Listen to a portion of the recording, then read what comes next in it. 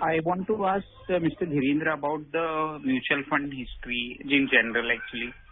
When it started and when it started and now, and currently when you see all these new companies are coming with new things. Day before yesterday, I was reading somebody is launching mutual fund, ETF fund of fund, what it is, and what is the life of a fund actually? Means now if we are investing for the long time, if the same fund remains there, or if it is changes, what is this thinking? Because things changes in economy in a very fast way. Yeah. Okay. The history of mutual fund is pretty long, and there are multiple date of birth for mutual fund industry, depending on the way you look at it. Mutual fund started with Unit Trust of India Act in 1963, and the Unit 64, it got going with Unit 64. And it carried on the initial phase, 15, 20 years was 63 to 86 was a phase where, only UTI was the operator. It was a government backed, or, it was set up under a parliamentary act. And it was perceived as a quasi debt instrument. And most of the schemes that were offered or were also perceived by the public in general as something which was giving you fixed income plus some return. It was not pure mutual fund the way the crisis of Unit 64 happened as a result of that there was no NAV, though it was broadly structured on the line of mutual fund, but it was not precisely on the lines of the mutual fund regulations. Then the second date of birth, so to say, is the start of MasterShare in 1986. That was the first Indian equity fund. It was investing entirely into equity, and it was a closed-end fund. That was the beginning of it.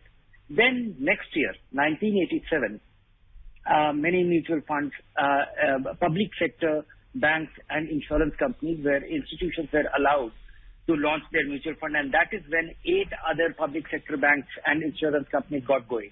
That is when State Bank of India, Canara Bank, PNB, Bank of India, Indian Bank, GIC and LIC, they got started. And then 1992 was a big, great Indian scam that happened, and as a result of which the Securities and Exchange Board of India came into being. And after that, the mutual fund regulations were formalized. That was also post-liberalization of the economy, which permitted private players to come into being. And it was also followed by the setting up of the regulatory framework. Because before SEBI, mutual funds were regulated lightly by, RBI.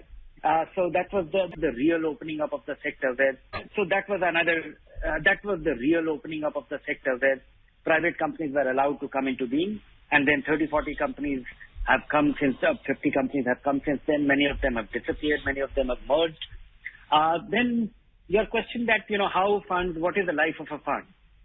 Life of an open-end fund is for perpetuity, is till perpetuity. And I think, it can well be for perpetuity because the design of a mutual fund is that they raise money, but they are subject to, they can invest anywhere. They can make changes in their investment. The life of a closed-end fund is defined. At the time of launch, they state that whether it is a 5-year fund, 3-year fund, 8-year fund, 15-year fund, and that is the time when, they expire and they mature and they have the redeem, and all the redemption proceeds must be given back to the investor. So, and the internals of a mutual fund is, even if a fund is, an index fund, it might look like a passive one, but the index undergoes a radical change. If you look at Sensex, nearly 60% constituents of the Sensex have disappeared, or, they are not part of Sensex in the last 25, 30 years. So the indices change, the underlying portfolio changes on a day-to-day basis, and open-end funds can exist for perpetuity.